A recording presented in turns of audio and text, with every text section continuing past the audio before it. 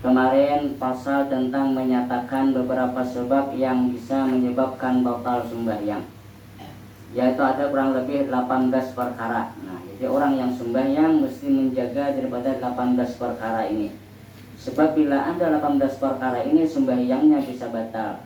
Yang pertama, kemarin kedatangan hadas kecil ataupun hadas besar, takantut atau takami, kececer, menetes, batal sembahyangnya, terkecuali memang dia serisil baul sebelum sembahyang itu. Nah, itu beda kasus, beda masalah. Ini memang waktu sembahyang takantut, makanya sembahyang itu makruh hukumnya menahan kencing, menahan berak, menahan kantuk dan menahan lapar. Makruh hukumnya. Sangat lapar, sembahyang, ada kusuk sembahyang, makan dulu. Sangat hendak kami ditahani, ada kusuk juga, itu makruh hukumnya. Nah, ketika hendak kami hendak kencing tahani, sekali pas rokok tak keluar, tetes sedikit, batal sembahyangnya. Yang kedua, kejatuhan najis yang tidak dimaafkan, namun tidak dibuangnya dengan segera, dengan syarat tidak menanggung. Kemarin saya menanggung namanya. Nah, dibuang, dikikik jangan tangan, sekira jangan sampai ke dalam kategori menanggung. Nah, kemudian masalah darah kemarin, darah yang dimaafkan, darah bisul, darah luka yang sedikit itu maafu ketika dia keluar darah ketika sembahyang. Tangan luka, umpamanya tekan parang, ketika sembahyang Allahu Akbar, keluar tuh darahnya sedikit keluar, denurnya yang putih, darah putihnya itu maafu hukumnya, tapi sedikit maafu hukumnya. Tapi ketika sudah selesai sembahyang, gantilah baju ini, jangan dipakai lagi nanti sembahyang, kain diganti. Maka waktu sembahyang itu maafu hukumnya. Atau darah binatang yang memang asalnya kada berdarah, seperti lalat, nyamuk, itu asalnya memang kada berdarah itu. Lada malahu sailun dibagi itu. Lalu ketika sembahyang kita ternyata dia gigit. Ketika sujud pas tangan berdarah tangan, tapi sedikit berdarah kita. Ada apa-apa, amun darah kita itu kan nyamuk itu asalnya ada berdarah, kemudian dia menggigit darah itu maafu hukumnya. Nah, kemudian di sini ada dimaafkan sedikit darah orang lain, menempel di baju kita ketika sembahyang, tapi sedikit itu maafu hukumnya. Jadi darah itu hukumnya maafu apabila sedikit, banyak ada maafu juga. Dikala sembahyang nih, kenapa selesai sembahyang jangan dipakai, ganti yang baru.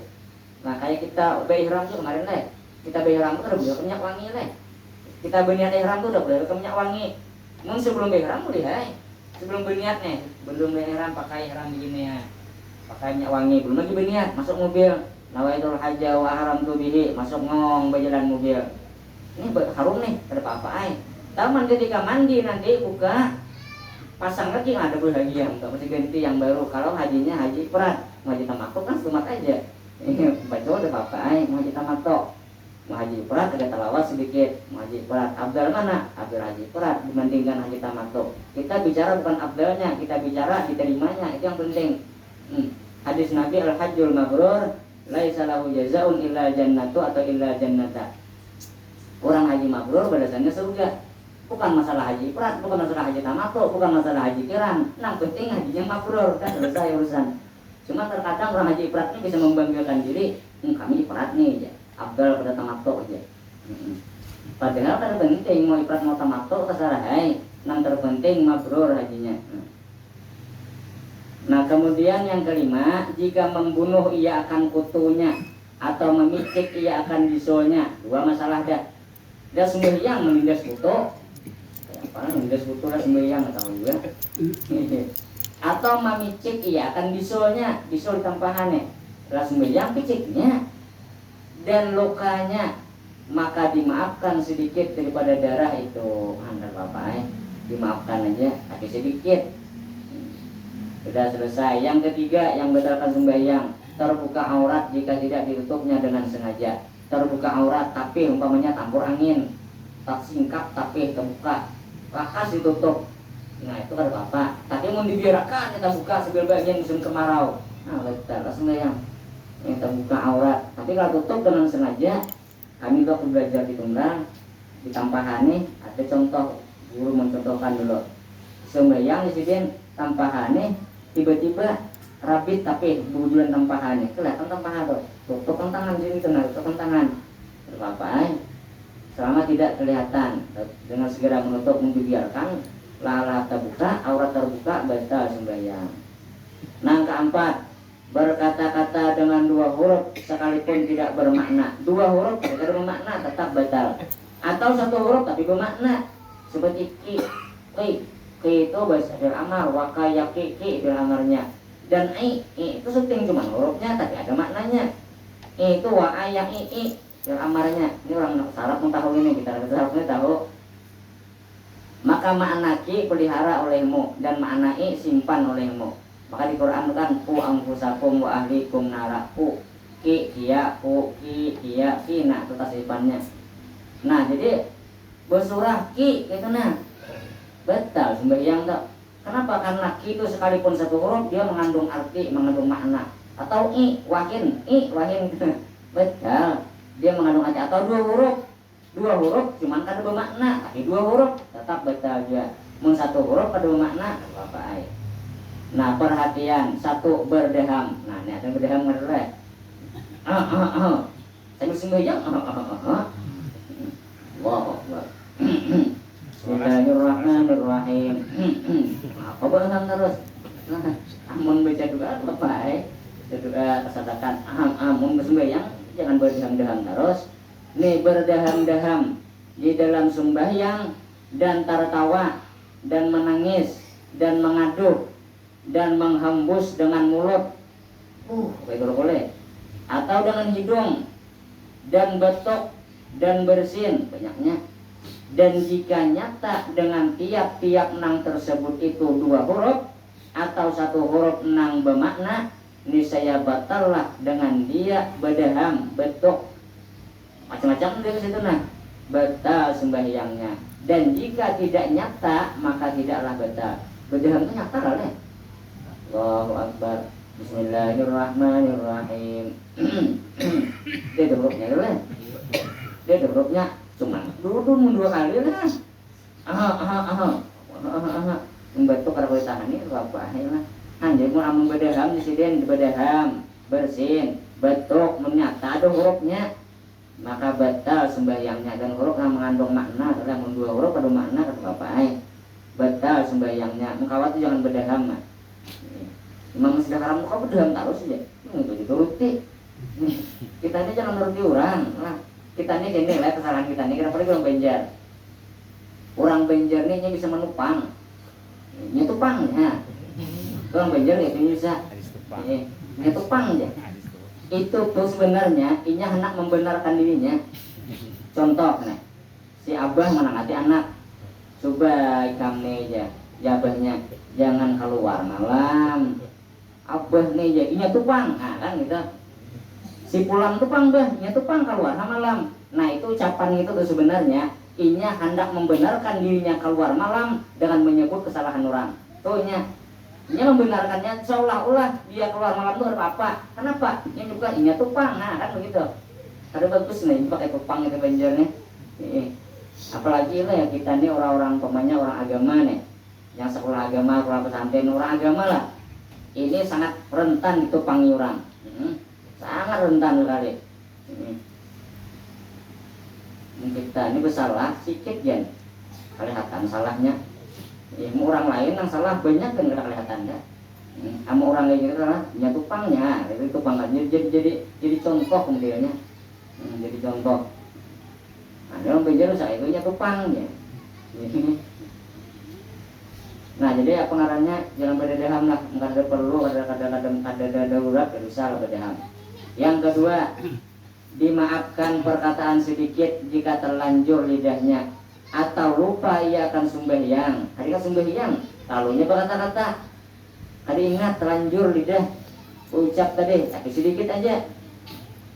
Lah sedikit terlanjur dari kasing aja bahasa Banjarnya. Atau lupa ia akan sembahyang, atau jahil kada tahu dengan haramnya berkata-kata itu disebabkan hanyar masuk Islam, atau jauh negeri daripada ulama. Mana kau diam nih di gunung kali, atau di hutan jauh ulama kada tahu sembahyang, atau hasil perkataan yang sedikit itu sebab mengarasi tertawa, sebab tertawa tadi sedikit lalu hendak tertawa, manahan tertawa atau sebagainya, seperti barang yang telah dahulu daripada berdaham dan menangis dan mengaduk dan bersin dan batuk karena tidak dengan taksirnya. Nah, itu dimaafkan kalau ada sengaja. Tapi apabila sengaja batal puasanya sembahyangnya. Yang ketiga, dimaafkan nyata sedikit huruf karena berdaham yang diperbuat dengan sebab ta'zur membaca yang wajib seperti Fatihah dan tasyahud. Yang baca Fatihah nih, Bismillahirrahmanirrahim, betoknya. Tapi sedikit huruf nang tak keluar huruf tapi betok tadi tak keluar huruf. Tapi dia ini darurat sebab uzur. Ketika baca Fatihah dan tasyahud akhir itu dimaafkan kalau sedikit. Yang keempat, kalau ia melafazkan susunan Quran dengan qasad memberi paham kepada orang atau dengan tidak qasad kalau berniat apa-apa jua pun, seperti kalau perkataan Bismillah, sembahyang nih, Bismillahirrahmanirrahim, Alhamdulillahirabbil alamin, Assalamualaikum yurang. Kalau dia baca Bismillah aja, ucapan Bismillah yang diucapkannya tuh niatnya untuk memberitahu orang bahwa dia sembahyang, atau niatnya memberitahu diri kepada orang yang minta izin masuk ke dalam rumahnya, ini saya batallah sembahyangnya. Ada bersih-bersih sebatal sembahyang. Bersalahan kalau dengan qasad zikir, niat zikir dan doa, maka tidaklah batal. Menyebut zikir yang berdoa harus batal. Dan jika tidak ada pada keduanya khitab bagi makhluk yang lain daripada Nabi sallallahu alaihi wasallam, karena khitab itu seperti bagi orang yang bersin, ya rahmatullah, maka batallah sembahyangnya kecuali orang bersin. Orang bersin sembahyang ya rahmatullah, tetapi niatnya zikir itu harus apalah. Tapi jika sekira takutan bermasalah kadusa lah, orang dijokowi wakin marah ya wakin lah. Kita ini sembahyang masalahnya, sembahyang. Nah, nang kelima nang membatalkan sembahyang, memasukkan sesuatu nang membatalkan akan memakan sesuatu nang membatalkan akan puasanya dengan disengajakannya, dan demikian juga makan yang banyak dengan lupa. Iyalah kalau sembahyang sambil makannya tak betul sudah. Nah, sekira membatal nang membatalkan puasa. Membatalkan puasa itu sedikitnya masuk ke tenggorokan. Asal masuk ke tenggorokan benda dunia dan benda akhirat, benda surga lain.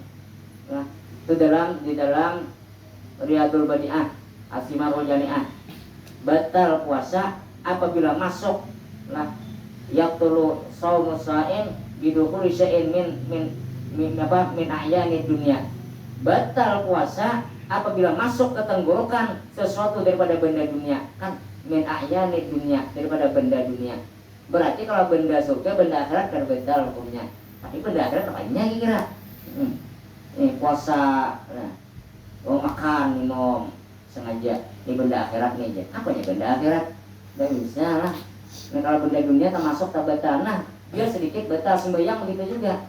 Tapi rasaku kalau kenyataannya ada deh kita sambil sembahyang bil makan.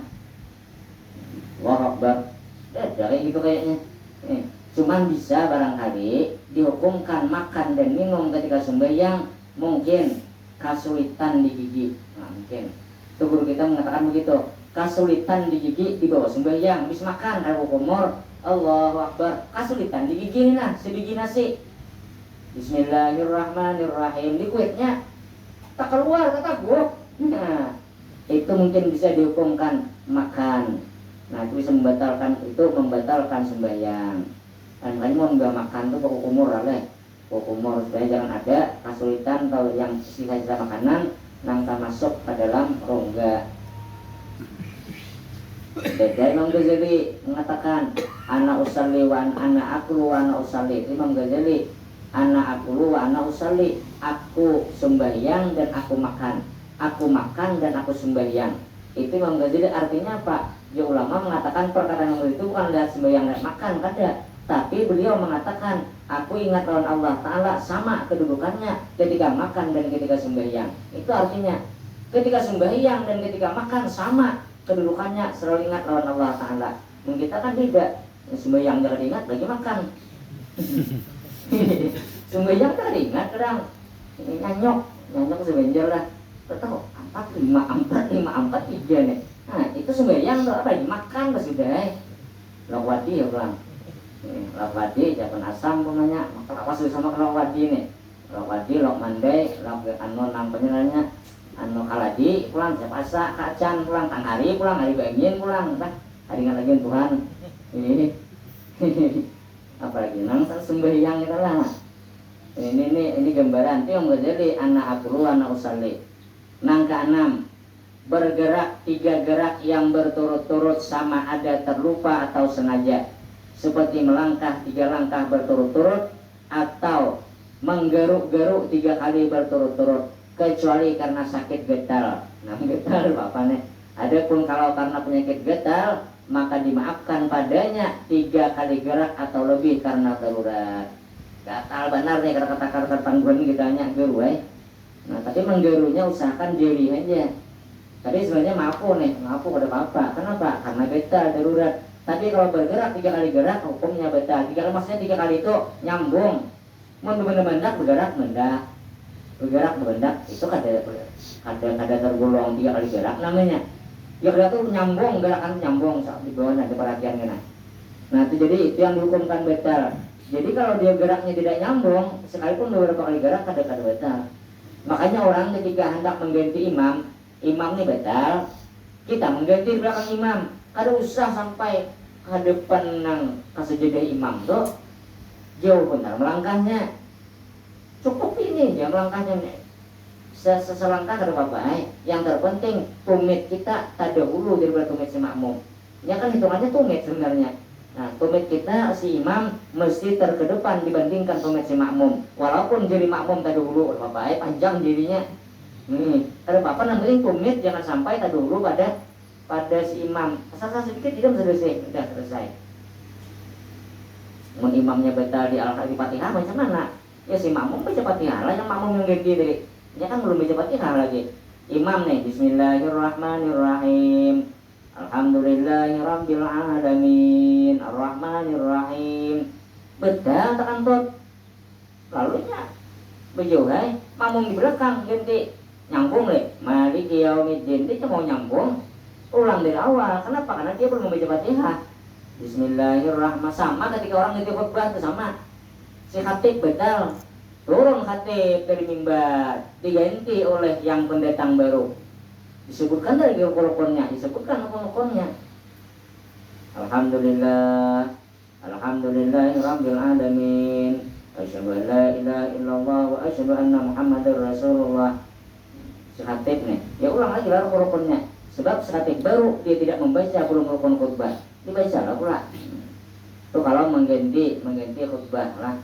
Khutbah itu kadang-kadang benar, yang penting itu rukunnya yang 5 itu sesuai pas rukunnya. Misal keterangan belakangnya itu ada apa-apa yang penting rukunnya. Maka di Martapura rata-rata khatib itu kalau dia selesai khutbah, mudah-mudahan contoh nih, mudah-mudahan kita berikan taufik dan hidayah oleh Allah Ta'ala untuk melaksanakan isi khutbah tadi. Amin ya rabbal alamin. Dikatakan auzubillahi minasyaitonirrajim. Bismillahirrahmanirrahim. Ila bi Quraisyin ila bi manajida wasayib. Barakallahu li wa lakum fil Qur'anil azim. Wa nafa'ani wa iyyakum bil ayati wa dzikril hakim. Kan begitu. Amung kata Quran ada diulangnya pulang rukun khutbah ada. Rukunnya cuma alhamdulillah. Wassalatu wassalamu ala rasulillah gitunya. Atau alhamdulillah. Allahumma shalli wa sallim ala sayyidina Muhammad ibn Abdillah sayyidina Muhammadin sallallahu alaihi wasallam. Usikum wa nafsi bittaqwallah an taqwa. Fa idza qira al-Qur'anu fastami'u la. A'udzubillahi minasyaitonir rajim. Hanya barakallahu li wa lakum fil Qur'anil azim. Begitu dia. Kenapa? Saking hati-hatinya. Sebab kenapa? Ada memang pendapat ulama mengatakan kalau terlalu lama khutbah antara rukun yang pertama dan isi khutbah ini terlalu lama, dikhawatirkan memutuskan mulai nanti antara rukun khutbah yang pertama dengan isi khutbah dengan penutup nanti. Maka diulang rukunnya diulang. Ini taqwa kan alhamdulillah, salawat kepada Nabi, wasiat dengan takwa, kemudian ayat Quran ada di situ, kemudian wasiat sama doa muslimin dan muslimat selesai.